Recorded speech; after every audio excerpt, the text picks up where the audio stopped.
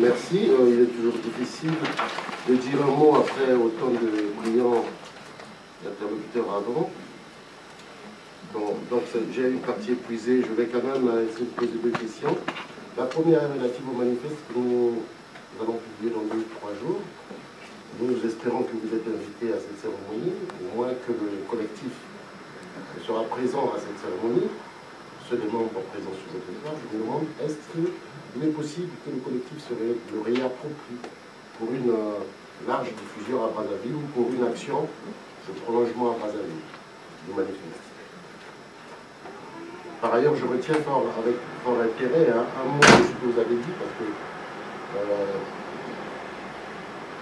sur l'invitation à la mobilisation de la diaspora, en fait, c'est un truc qui c'est la problématique aujourd'hui que vous avez bien soulevée, qui consiste à dire que ne restez pas des généraux sans troupe. Parce que, à force d'être les mêmes, il nous faut des actions qui visent à atteindre un maximum de gens de la diaspora déjà, parce que nos actions pour l'instant sont limitées, on va le dire, elles ne seront pas très suivies. Logiquement, ce rapport de force, il faudrait que nous soyons capables, d'ici à 1 an, quelles que soient nos exigences, il faut que nous soyons capables, si nous lançons une manifestation à Paris qui est 1000 personnes, 1000 Congolais dans la rue, et on sait qu'il y a des communautés qui arrivent à le faire, qui sont parvenues à le faire. Alors donc, monsieur le ministre nous pose vraiment, nous envoie une balle dans notre camp pour dire, mobilisez-vous quand même parce qu'on est insuffisamment présent dans les lieux de vie des Congolais en France. L'opposition, je dis la diaspora, la cellule qui travaille, n'est pas très en relation avec la base des Congolais en France. Alors que le pouvoir de Brazzaville utilise beaucoup la base des Congolais en France. La région parisienne, par exemple, ils ont des habitudes qu'ils appellent le terrain le week-end, où vous trouvez les gens pour aller boire, aller jouer au foot. Le pouvoir de Brazzaville investit ces lieux actuellement. Et nous devons nous bouger pour que nous soyons présents dans ces lieux, parce que nous devons porter un nouveau message dans ces lieux. Enfin, c'était un exemple pour envoyer simplement dans l'invitation de M. le ministre. Alors, par ailleurs, à Brazzaville, j'ai l'impression également que le collectif manque d'outils aussi de visibilité. Lorsqu'on est ici, on ne sait jamais que pense le collectif à un moment donné, sauf lorsqu'il y a une conférence de presse, ou sauf lorsqu'il y a une interview, par exemple, d'un des membres, notamment le plus interviewé quand même, c'est le président Mathias Cizon. Mais au-delà de ça, on n'a pas d'outils pour savoir ce que pense le collectif à un moment X. Alors peut-être qu'il est bon, il serait peut-être bon qu'il y ait un site du collectif où se vulgarisent les idées officielles du collectif. Et ça, peut-être que la diaspora peut aider à voir exister un outil comme ça, d'échange d'informations. En plus, et puis je voulais dire, sur les invitations sur la démocratie culture, le frère Chiba, bon, je pense que la démocratie se réinventera toujours. Les élections de 92 n'ont été possibles que parce qu'on avait réussi à neutraliser l'armée. Et moi qui étais président d'une connaisseur des plateaux, de l'organisation des élections de la région de Plateau, j'avais pour adjoint un colonel de l'armée, qui était le général Essongo, l'actuel général. C'était chaque conseil de la République, président de commission électorale à Sénat, on nous avait affublé des militaires et on était donc, qui représentait en fait l'ordre du PCT, on va dire, à l'époque. Mais sauf qu'il y avait des Sourou, j'avais des collègues qui avaient Sourou, il était commandant à l'époque, il était derrière 4 heures. Moi j'avais, et Sourou, je le traînais chez moi pendant toute la phase des élections, depuis les locales, depuis la constitution, le référendum, jusqu'à la présidentielle. Et c'était lui le vice-président de la commission.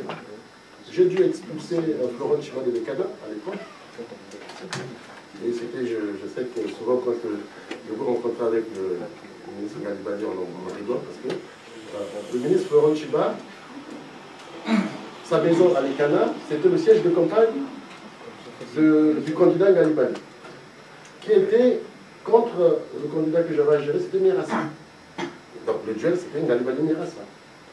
Et Florent Chiba, qui n'était pas revenu dans son village, les canards, depuis la grève, depuis la période de grève avant la conférence nationale, il va arriver chez lui le soir où il y avait clôture de la campagne électorale, donc le vendredi. Et il arrive, il est porté sur Chipoé, par des populations de toute là-bas, des villageoises, la campagne. Et on arrive dans... Je cite l'exemple pour dire que ça s'invente toujours la démocratie. On arrive dans les canards, il rentre à les canards à 19h30. Yerassa est furieux, il dit, si, lui les militaires, il n'a plus le droit de faire campagne. En tout cas, si, son folklore là, parce qu'il y avait le tam-tam, au siège du compas des Galéviques, qui est son domicile. Il y avait des villageois, tam-tam.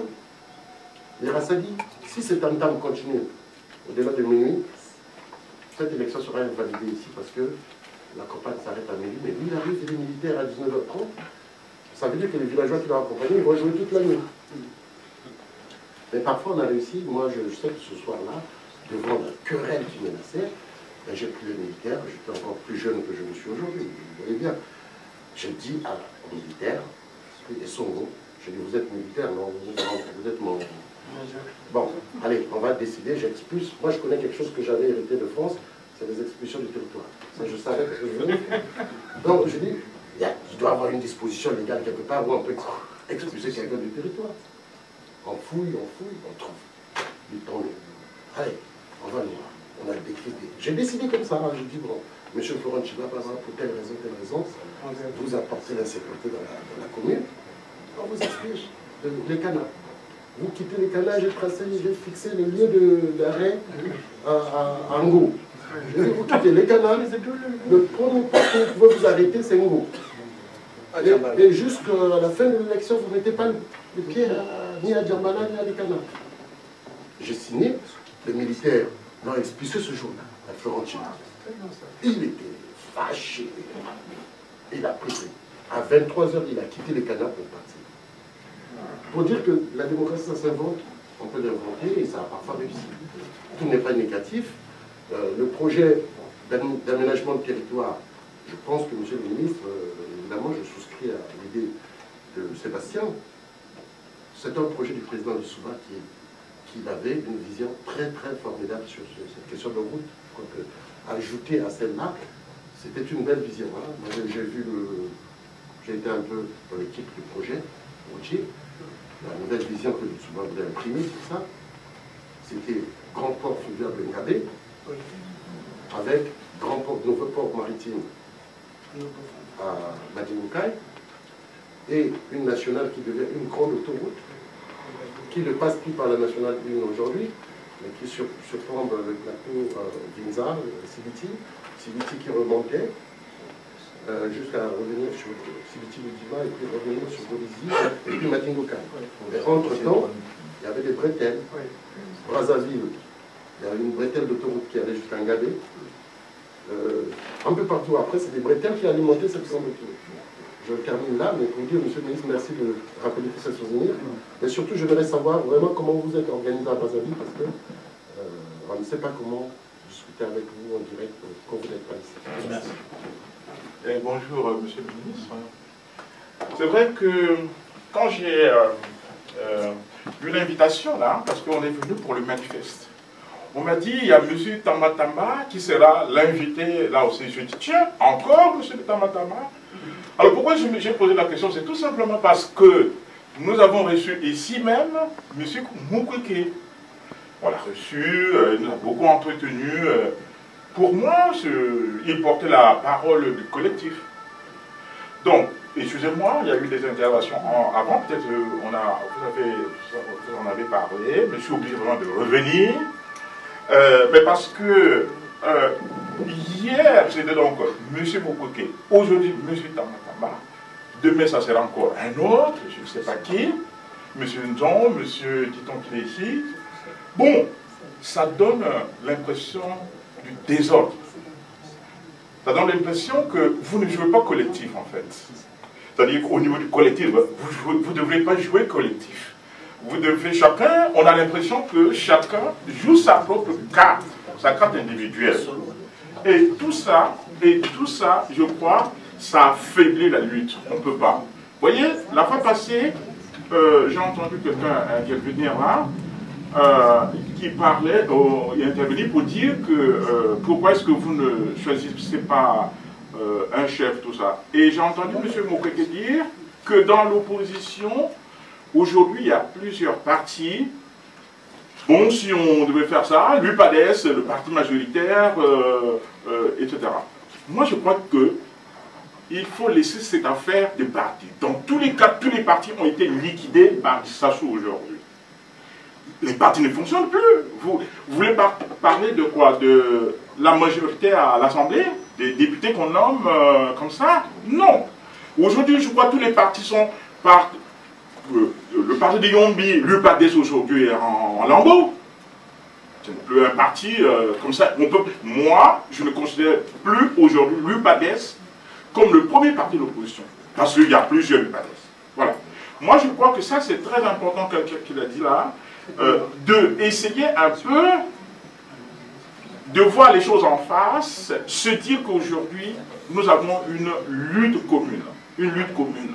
Donc, on voudrait abattre M. Sassou, qui est le dictateur qui est là au pouvoir. Et je crois que vous avez moyen, une possibilité de vous entendre, de choisir un chef, pourquoi pas? Pourquoi est-ce qu'on ne se dirait pas, d'accord, on verra, on va, 2016 c'est un peu loin déjà, on va déjà choisir quelqu'un qu'on peut mettre là, et puis tout le monde, on se mettra derrière lui. Vous allez faire ça quand? En 2016, ça sera trop tard.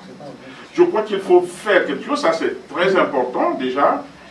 La deuxième chose que je voudrais dire, c'est les États généraux. Aujourd'hui, vous dites, on veut les États généraux. Nous ici aussi, on dit les États généraux. Je reviens sur l'intervention de mon ami Lobelo.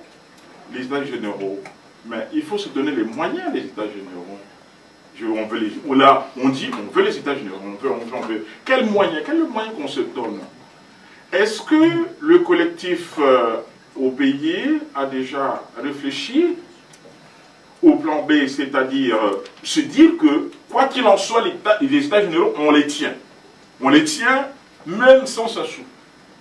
C'est ça aussi, l'épreuve de force qu'on devrait engager. Il faut qu'il y ait une épreuve de force. Parce que là, il y a le recensement administratif qui a lieu aujourd'hui. Bon, on observe. On observe. On fait quoi? Quelle est la réponse qu'on donne par rapport au recensement à l'administratif? Le collectif devrait, voilà, ne pas seulement observer, voyez les slogans, on veut les États généraux, on veut... Non, moi je crois que ce problème de plan B est très très important. Il faut réfléchir à engager une épreuve de force avec Sassou. Si l'épreuve de force n'est pas engagée, ben on est là, hein. On a déjà des précédents. Hein. Ben c'est sûr que bon, on va être là comme ça, croiser les bras en attendant, et puis Sassou fera son recensement administratif, il va modifier sa constitution, tout ça. Donc, quel est le plan B? L'épreuve de force, qu'est-ce qu'on fait? Voilà, donc je voulais tout simplement, ça a été dit, mais je voulais aussi porter ma voix à... Merci, chers tous. Je ne sais même pas quand est-ce que je rentre. Je rentre des vacances. On me dit, VTT est là, Nzo Mathias est là, et tout le monde est là. Je prends mon téléphone, j'appelle ma chargée à la communication. Je dis, pour cette raison qu'il est tout seul. Mais j'ai appris, c'est hier, moi que j'apprends, non, avant-hier je crois. C'est toi qui... C'est avant-hier que j'apprends que Kim Foussière est là. Et nous avons déjà arrêté les choses. Et de grâce, s'il vous plaît, quand eux ils arrivent, parfois ils appellent. Pour ne prendre que le cas de Nzo Mathias, chaque fois qu'il venait à Paris, il m'appelait. Et on avait des contacts comme ça, directs. Et pourquoi ceux qui viennent attendent toujours que nous les appelons? Donc j'apprends avec vous que Kim Foussière est là. C'est bien. S'il fait partie du collectif, s'il est dans cette dynamique-là, il doit venir vers nous aussi. Puisque nous sommes dans la même dynamique. Donc c'est pour éviter que le président Victor Tambatanga puisse revenir, oui je suis seul parce que il répond aux questions vraiment qui... Voilà, merci Monsieur le Président. Merci bien. Ben, je voudrais d'abord, avant tout, avant de prendre la parole, vous adresser tous mes remerciements et tous mes encouragements. Je voudrais, à partir de votre propos, vous montrer toute la délicatesse de notre projet. Et tout à l'heure, en prenant la parole, j'ai insisté sur la question de l'homme. Vous venez d'en faire la démonstration. l'homme, c'est tout ce qu'il y a de plus abstrait, de plus complexe, de difficile quelque part à maîtriser. Et à travers vos interventions, on comprend quelqu'un qui serait venu seulement en ce moment-là, rien que de vous entendre parler, il comprendrait quelle est la difficulté qu'un collectif comme celui-ci, quelle est la difficulté qu'une communauté comme la nôtre peut éprouver dans le règlement de questions aussi cruciales que celle de libérer un peuple opprimé. Parce que voyez-vous, cette question par exemple de... C'est vous la diaspora, c'est vous qui invitez. Donc, mettre ça sur mon dos et en faire ma responsabilité, c'est quand même trop fort ça. Et qu'on perde tout notre temps à épiloguer sur une question comme celle-là, c'est tout à fait gênant. Pourquoi diable cherchez-vous toujours les poux sur la tête de vos dirigeants? Pourquoi? Pourquoi voulez-vous absolument les voir, non pas de manière construite, dans une certaine cohésion, mais pourquoi recherchez-vous à tout prix la division au niveau de ces cadres? Pourquoi? Je pensais que vous deviez être plutôt les éléments qui deviez tout entreprendre pour faire l'unité. Vous deviez tout entreprendre pour que justement la division soit totalement occultée. Or, malheureusement, vous êtes ceux qui entretiennent le ferment même de la division. Et là où il n'y a pas de division, vous voulez absolument voir la division. Voir apparaître la division. Et c'est triste. Parce que le problème que nous abordons est un problème tout à fait sérieux. Lorsqu'on parle de libérer un peuple, lorsqu'on parle des États généraux, lorsqu'on parle de maintenir la Constitution en l'état, c'est quand même des problèmes importants que nous soulevons. C'est le problème de la vie des hommes que nous soulevons. Mais on ne peut pas soulever des problèmes de cette importance avec autant de légèreté, s'il vous plaît. Non. Parce que ça souhaite un sanguinaire qui est là. Donc, si nous voulons régler ces problèmes, et si nous voulons responsabiliser les gens, il faut que nous le fassions avec tout le sérieux, mais pas en provocateur. Je crois que, et je confirme, qu'en ce qui concerne le collectif, nous sommes unis sur la base du programme minimum que nous avons élaboré.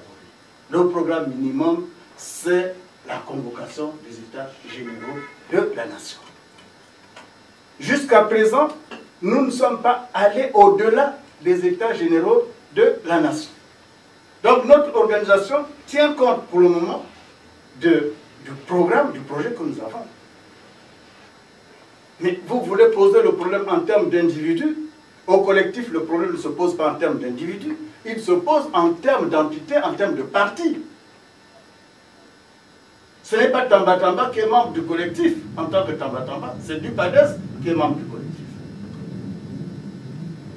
Ce n'est pas Kim Foussa qui est membre du collectif, c'est Luder Mwenda qui est membre du collectif. Ce n'est pas John Mathias qui est membre du collectif, c'est Luperen qui est membre du collectif. Donc là-dedans, les positions individuelles des personnalités que nous sommes ne comptent pas. Moi, je ne peux faire que ce que mon parti accepte de faire. Parce que j'engage le parti et je représente le parti. Tamba Tamba peut avoir un point de vue sur cette question, mais aussi longtemps que ce point de vue ne sera pas le point de vue de son parti, il ne s'engagera pas. Et c'est pour ça que nous pensons que déjà ça a été une situation difficile que d'être là où nous sommes. Nous avons réussi d'être là où nous sommes déjà. C'est une très bonne chose. Accompagnez-nous, aidez-nous à franchir les étapes. Mais de grâce, ne vous constituez pas un obstacle. Ne constituez pas là où vous trouvez vous-même des chapelles. Parce que les chapelles à détruire, c'est plutôt celles que vous constituez vous que celles que nous constituons nous. Puisque de toute façon, nous avons dès le départ souscrit à l'idée qu'il faut aller à l'unité, à faire l'unité de l'opposition. Mais ça, on le fait par étapes. Chaque chose viendra en son temps. Et je crois que de le penser comme ça, nous met tout à fait dans une position d'homme absolument responsable et respectueux aussi des autres. Et je pense qu'il faut éviter que le peu de cohésion que nous avons, cette case que nous sommes en train de construire soit détruite par certaines impatiences. Et on peut se poser la question de savoir pourquoi cette impatience. Mais l'unité après laquelle nous courons aujourd'hui, elle aurait pu venir avant. Pourquoi elle n'est pas venue avant? Pourquoi elle est seulement venue le 17 août 2012? C'est parce que c'est seulement en ce moment-là que les conditions étaient réunies, les conditions minimales étaient réunies pour faire cette chose-là. Réunissons les conditions, s'il vous plaît. Mais pourquoi nous ne sommes pas capables aujourd'hui de faire partie de Sassou? C'est parce que quelqu'un ne veut pas le faire partie. Faisons-le partie dès aujourd'hui. Puisque nous voulons qu'il parte. Alors qu'il parte alors. Et vous constaterez que notre volonté seule ne suffit pas à faire partie de Sassou. Il faut réunir les conditions qui fassent que Sassou s'en aille demain. C'est pour ça que nous attendons. Mais si nous étions déjà capables de le faire, on l'aurait fait. Si nous sommes capables de tout faire aujourd'hui, et faisons de sorte que le Congo soit pays émergent dès aujourd'hui. Et nous constatons simplement que ce n'est pas possible. Non pas parce que nous ne voulons pas, non pas parce qu'il y a des gens qui s'opposent en obstacle, en frein ici et là. C'est parce que les conditions objectives et subjectives ne sont pas totalement réunies. Et nous devons avoir la modestie et l'humilité de le reconnaître. Je nous connais parce que nous sommes tous des Congolais. On est très peu humble. On n'est pas du tout modeste. Et quelque part, nous voulons toujours être... Enfin, l'autre en face, c'est un cancre. Le génie, c'est soi-même. Et c'est ça le Congolais. Je crois qu'arrêtons de nous comporter comme ça. Arrêtons de nous comporter comme ça. Lorsqu'on voit, on fait l'état des lieux du Congo et qu'on trouve le Congo là où il se trouve, il faut qu'on se pose mille et une questions. De penser comme d'aucuns que il suffit d'enlever Tamba pour que le Congo se redresse, qu'il soit un autre Congo que celui qui est là. Je veux bien croire que ce sera ça. Mais c'est dommage. Il y a encore des cadres qui pensent cette chose-là, qui pensent comme ça. Parce que lorsqu'on prend même ce cadre de PCT, ce cadre plus ou moins passéiste, etc., bon, écoutez, moi j'étais au gouvernement, enfin, du Souba est passé depuis bientôt 16 ans. 16 ans. Alors, depuis 16 ans. Alors, moi je suis ministre, j'empêche quelqu'un d'avoir sa promotion dans les structures de Sassou. Est-ce que c'est un attendant qui doit intervenir pour laisser encore la place à qui? Moi j'ai intégré à quel niveau? Au niveau du pouvoir de Sassou. J'ai quel pouvoir pour faire de quelqu'un ministre, directeur de ceci, directeur de cela? Moi-même je suis où? Et je crois que cette confusion de rôle, savamment entretenue par d'aucuns parmi nous, est dommageable à notre pays, dommageable à notre peuple. Et on devrait arrêter de se comporter comme ça. Parce que ce n'est pas du tout correct, ce n'est pas du tout juste.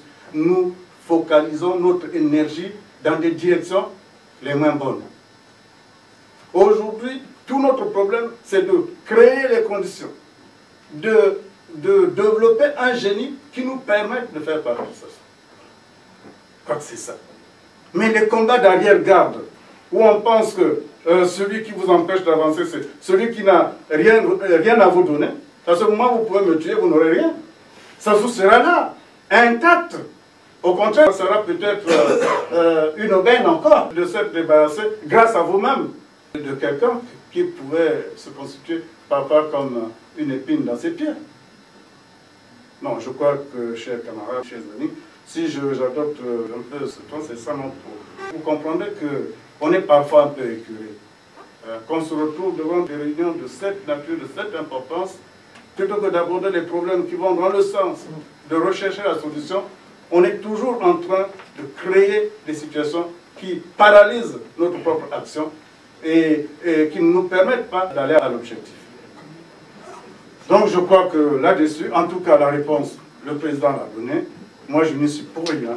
J'ai été convié à cette réunion, comme vous l'avez certainement été.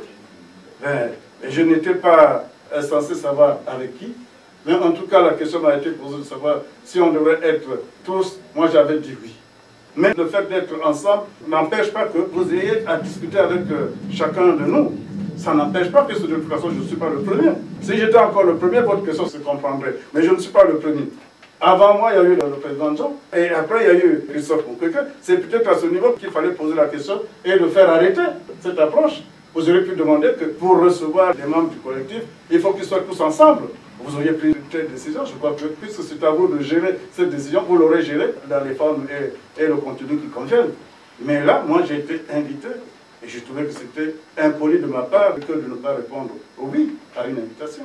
Je n'ai fait que mon devoir de citoyen de venir avec vous pour essayer d'échanger avec vous comme cela a été précisé tout à l'heure. Ceci dit, je pense que je suis d'ailleurs très content que pour l'essentiel, vous n'ayez fait que des contributions. C'est vraiment des contributions qui ont été faites. Et je voudrais prendre à notre compte un peu toutes les incriminations qui sont faites. Parce que comme vous le savez, moi j'ai ma part de responsabilité dans ce qui s'est fait au pays, parce que j'ai été ministre plusieurs fois. J'ai été ministre. Mais je pense que ce qui est important dans des situations de ce genre, c'est d'abord la responsabilité collective. La responsabilité collective qui est le chaos que nous observons, mais qui engage la responsabilité collective des dirigeants. Mais qui engage également la responsabilité du peuple. Parce que lorsque le peuple va à des scrutins, il engage sa responsabilité. Elle n'est pas des moindres, cette responsabilité. Il y a des gens qui ne sont pas au pouvoir, qui n'ont pas été ministres, mais qui interviennent à des hauteurs importantes dans la gestion de la chose politique au niveau du pays. Là où nous sommes, là on peut avoir des tops. Et ces tops-là ont leur mission, qui peut être celle de chercher à briser, et tout ça, et tout ça. Mais cette top-là est également dans la réalité de ce qu'il doit faire. Est-ce que les dégâts qu'une top peut occasionner sont mesurables? Parce qu'on ne les connaît pas, on ne sait même pas qui est top, qui ne l'est pas. Mais le compte rendu qu'on ira faire à Sassou, ce que Sassou fera à partir de l'information qu'on lui donnera, qui peut imaginer? Voyez-vous? Alors il faut que nous soyons suffisamment sérieux parce que c'est la Boétie qui dit que le peuple est servi parce que lui-même l'aura voulu. Et il explique, il dit que c'est le cas parce que le dictateur dans sa tour d'ivoire n'a pas autant d'yeux pour voir toutes les choses partout, autant de jambes pour être partout, autant d'oreilles pour écouter, etc. Donc ce sont les oreilles du peuple, les oreilles et les pieds du peuple, etc., qui lui permettent d'être partout, de tout entendre et de parler parfois. Donc je crois que nous avons dit l'essentiel par rapport au message que nous avons transmis. Il serait souhaitable que nous nous en tenions à ces éléments-là. Donc pour nous, notre projet par rapport à ce qui doit être fait, puisque j'ai entendu parler du plan B, du plan A. Écoutez, en politique, il y a deux aspects importants. La manière dont il faut conduire la politique. Il y a l'approche stratégique de la question et il y a l'approche tactique de la question. Bon. Où c'est d'abord la tactique et à quel niveau peut-on parler de tout ce qui entre dans la tactique? Où c'est d'abord la stratégie et à quel niveau peut-on parler de ce qui entre dans la stratégie? Je crois que ce qui est essentiel aujourd'hui, c'est que sur le plan stratégique, nous prenons des états généraux de la nation. Sur le plan pratique, nous avons dégagé les démarches, les approches successives. Mais vous comprenez simplement qu'on ne va pas tout écrire et tout mettre dans la rue. Parce que si nous écrivons tout, si nous mettons tout dans la rue, alors est-ce que nous avons les moyens suffisants pour empêcher la réaction de l'autre. Et si nous mettons tout dans la rue aujourd'hui, est-ce que l'effet de surprise pourrait, n'est-ce pas, également se faire valoir? Je pense que nous sommes en politique. C'est un domaine très sensible. Alors c'est une question de confiance entre vous et nous. Vous vous êtes constitué en relais, c'est une très bonne chose. Et j'ai dit que nous sommes aussi votre prolongement au pays. Travaillez déjà comme vous devez le faire ici. Le plan B, élaborez votre plan B. Dans tous les cas, nous nous retrouverons. Nous nous retrouverons. Élaborez votre plan B, nous nous retrouverons. Et nous ferons la confrontation de comment venir des plans B. Mais aujourd'hui, nous n'avons que le plan A. Et nous n'en tenons qu'au plan A pour le moment. Parce que nous sommes en train de travailler, on ne va pas divertir notre peuple, lui donner plusieurs choses à la fois. Déjà, on a du mal à les amener à faire des états généraux de leurs convictions. Si on va encore leur dire autre chose, je crois qu'en ce moment-là, il y aura comme redondance. Donc, on n'a pas besoin de ça. C'est pour ça que je crois que soyez patients. Et vous êtes également au même niveau que nous. Nous ne sommes que des gens qui conduisent la barque au niveau du pays. Vous avez la barque à conduire en France ici. La France, c'est tout un territoire, c'est un monde important. Faites ce que vous avez à faire ici et apportez des solutions à notre projet que nous n'arrivons pas à trouver au niveau du pays. Mais c'est des contributions qui sont des contributions tout à fait équivalentes. Le génie n'est pas localisé quelque part. Le génie est partout. Donc, sur l'aspect de plan B, de plan A, c'est tout ce que je puis vous dire, mais je voudrais une fois de plus vous assurer que, en ce qui nous concerne, en tout cas nous, UPADES, nous sommes pour que le collectif des partis se renforce. Nous sommes pour en garantir, y compris la pérennité. Mais nous sommes totalement ouverts au débat sur ces questions-là. Et nous voudrions que nous ne nous engagions pas dans une aventure.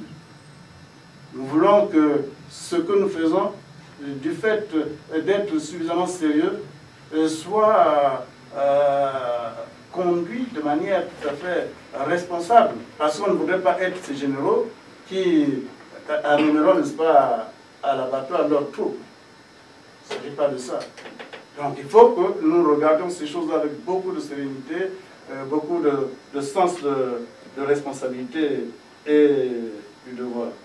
Et je voudrais vous assurer que, sauf si vous avez des idées, disons, des informations contraires, mais en tout cas, jusqu'au moment où je suis parti de Brazzaville, je suis parti sur la base d'un collectif des partis tout à fait ordonné, discipliné, conquérant et uni. Je n'ai pas laissé la moindre fissure quelque part.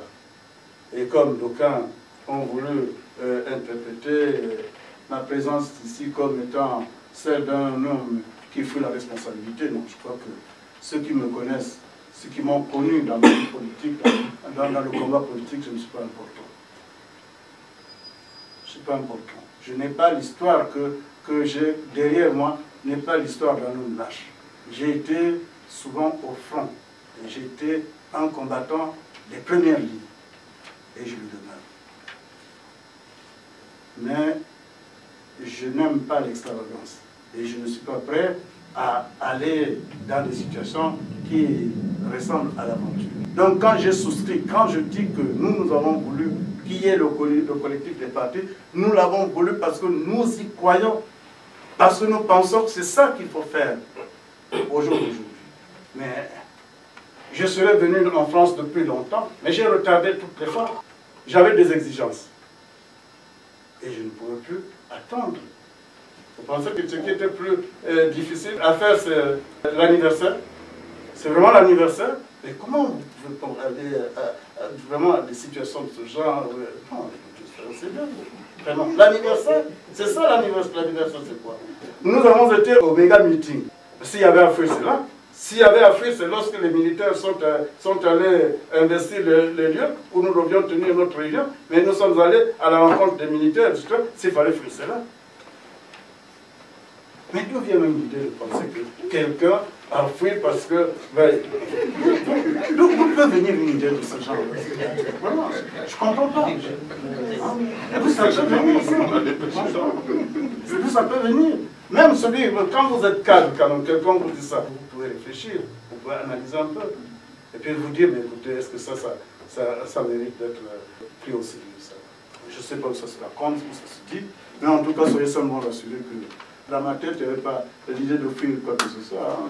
Je n'ai pas à fuir. Bon, écoutez, ça, de toute façon, c'est bon pour ceux qui voient peut-être une recette exploitée dans quelle direction, je ne sais pas, mais en tout cas, il n'y a pas eu fuite, il n'y a pas lâcheté, il n'y a pas opportunité de ma part par rapport à ça.